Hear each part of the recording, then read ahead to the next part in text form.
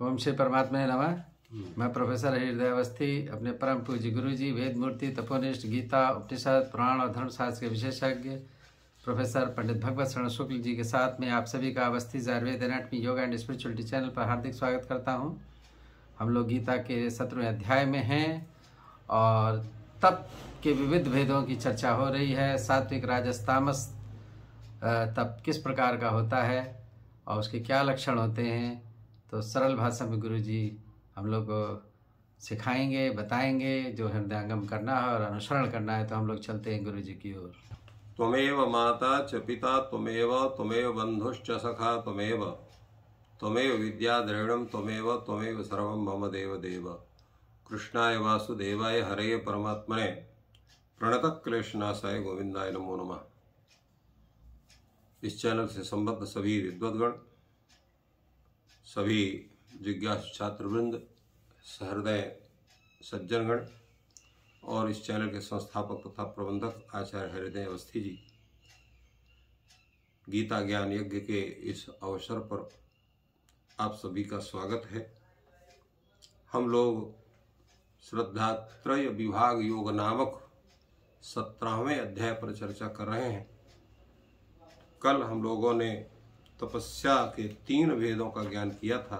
शरीर तप कैसा होता है, वांग्मय तप कैसा होता है और मानस तप कैसा होता है। इन तीनों तपों से संबद्ध अन्य भी 3 विभाग तपश्चर्या के भगवान ने बतलाया है और वो विभाग है सात्विक, राजस और तामस। सात्विक तपस्या का स्वरूप कैसे होता है, राजस तपस्या का स्वरूप कैसे होता है और तामस पर जो है तपस्या का स्वरूप कैसा होता है। तीनों तपस्या करते हैं। राजसी व्यक्ति भी तपस्या कर रहा है, सात्विकी व्यक्ति भी कर रहा है, तामसी व्यक्ति भी कर रहा है, परंतु तीनों के तपस्या और तपस्या के उद्देश्य में अंतर आ जाता है। तो सात्विक व्यक्ति कैसे तपस्या करता है, उसकी तपस्या सात्विक कैसे बनती है, भगवान बतलाते हैं। श्रद्धया परया तप्तम तपस्तत्त्रिविधम नरैहि अपलाकांक्षिभिर्युक्त सात्विकम परिचक्षते। तो लोगों के द्वारा परम श्रद्धा से तीनों प्रकार की तपस्याएं की जाती हैं। सब श्रद्धा पूर्वक ही करते हैं, क्योंकि बिना श्रद्धा के तपस्या तो होवे नहीं करेगी। तो तीनों प्रकार के मनुष्य अर्थात सात्विक मनुष्य भी तपस्या कर रहा है, राजस व्यक्ति भी तपस्या कर रहा है और तामसी व्यक्ति भी तपस्या कर रहा है, परंतु तीनों की तपस्या में अंतर हो जा रहा है। सात्विक तपस्या क्या है? अफलाकांक्षी भी युक्त ही, किसी भी प्रकार के फल की इच्छा न करके केवल भगवत प्रीत्यर्थ। भगवत प्रीत्यर्थ जो है ये कोई आकांक्षा नहीं मानी जाती।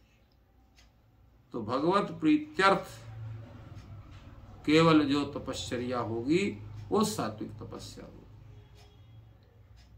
अगर कोई कह ले हम तपस्या क्यों कर रहे हैं, तो तपस्या इसलिए कर रहे हैं कि संसार के जितने ऐश्वर्य है सब हमें को प्राप्त हो जाए।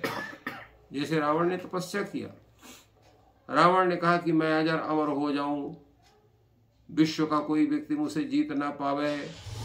ब्रह्मा ने कहा भाई अजर अमर नहीं हो सकते हो और सोचो। तो कहा ठीक है। उसके मुख से निकल गया कि बानर और मनुष्य इनके अतिरिक्त कोई भी व्यक्ति मुझसे जीत ना सके। तो बानर और मनुष्य ने उनको उसका वध किया। तो तात्पर्य यह है कि किसी भी प्रकार की आकांक्षा रख करके तपस्या करते हैं तो सात्विक तपस्या नहीं होगी। केवल भगवत प्रीत्यर्थ, कुछ नहीं चाहिए, भगवान आपकी प्रसन्नता हो और आप प्रसन्न रहे, बस यही आकांक्षा है और कोई आकांक्षा नहीं है।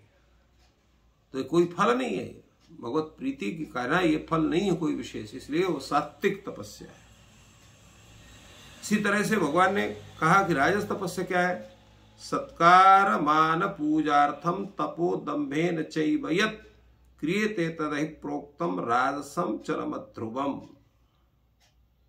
जो तपस्या इसलिए की जा रही कि हमको तपस्या करते लोग देखेंगे तो हमारा खूब सम्मान करेंगे, सत्कार करेंगे, हमारी पूजा करेंगे कि बड़े तपस्वी व्यक्ति हैं ये, आप देखते हैं संतों के यहाँ बड़ी भीड़ लगी रहती है, क्यों? उनका आशीर्वाद प्राप्त करने के लिए। जो तपश्चर्या करता है उसके वाणी में शक्ति होती है। अगर वैसे मुंह से निकल गया तुम्हारा ये हो जाए तो हो जाएगा वो, इसलिए लोग उनके यहाँ रहते हैं। अनेकों लोग आते जाते रहते हैं। क्यों जाते जाते रहते हैं? और कोई ऐसे नहीं कि साधारण गांव का आदमी जा रहा है, भाई उनकी श्रद्धा है। बड़े बड़े अच्छे पढ़े लिखे, बहुत अपने को जो चतुर समझते हैं, वो भी संतों के पास जाते हैं, उनका आशीर्वाद लेते हैं। तो क्यों? उनके वाणी में शक्ति है, उनकी तपश्चर्या में शक्ति है। तो सत्कार प्राप्त करने के लिए, सम्मान प्राप्त करने के लिए, पूजा प्राप्त करने के लिए जो बड़ा प्रदर्शन करके तपस्या करते हैं, ऐसा राजस का स्वरूप होता है। क्योंकि राजा जहां जाएगा जो भी करेगा वो पूरा प्रदर्शन के साथ। अकेले मंत्री की गाड़ी नहीं जाती है, 10 गाड़ियां साथ में रहती है। राजा भी जाता अकेले जाते, आदि सेना के लोग उसके साथ में होते हैं, उसका एक स्वरूप होता है। तो प्रदर्शन भी साथ में होता है। भगवान कहते हैं कि प्रदर्शन अगर है तपश्चर्या में तो वो राजस हो जाएगा वो, क्योंकि वहां दंभ का स्वरूप प्राप्त हो जाएगा, अभिमान हो जाएगा, तपस्या का अभिमान हो जाएगा। तो सत्कार के लिए, मान के लिए, पूजा के लिए दंभ पूर्वक जो तपश्चर्या की जाती है, और क्रियेत तदिह प्रोक्तम, तो ऐसे जो है ये जो अध्रुव और चल, अध्रुव का अर्थ होगा अनिश्चित, और चल का मतलब क्षणिक, फल वाला जो है, थोड़ा सा फल उसको मिलेगा। कोई फल मिल गया, सम्मान प्राप्त कर रहा है, सब सत्कार प्राप्त कर रहा है, पूजा पर प्राप्त कर रहा है, लोग उसकी जय जयकार कर रहे हैं, ये उसको फल मिला। तो ये फल कितने दिन तक का है? जब तक उसकी जिंदगी है तभी तक वो फल है। मृत्यु होने पर वो सगला फल समाप्त हो गया। इसलिए गीता में कहा उसको चलम अध्रुवम प्रोक्तम। वो चल है, अध्रुव, कभी भी समाप्त हो सकता है। नहीं तो मृत्यु के बाद तो समाप्त होना ही है, फिर खाली नाम रह जाएगा। फलाने मंत्री थे, फलाने विद्वान थे, फलाने ये थे, फलाने वो थे, और वह कुछ नहीं रहेगा। इसलिए उसको राजस तपश्चर्या कहा है। भगवान ने कहा कि राजस तपश्चर्या है। और तामस तपश्चर्या क्या है?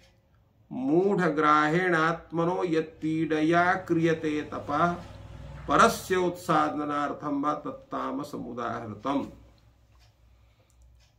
पूर्व में भगवान ने कहा है कि यह शास्त्र विधि उत्सृज्य वर्तते कामकारतः न स्वसिद्धिमवाप्नोति न शुभाम न पराम गति।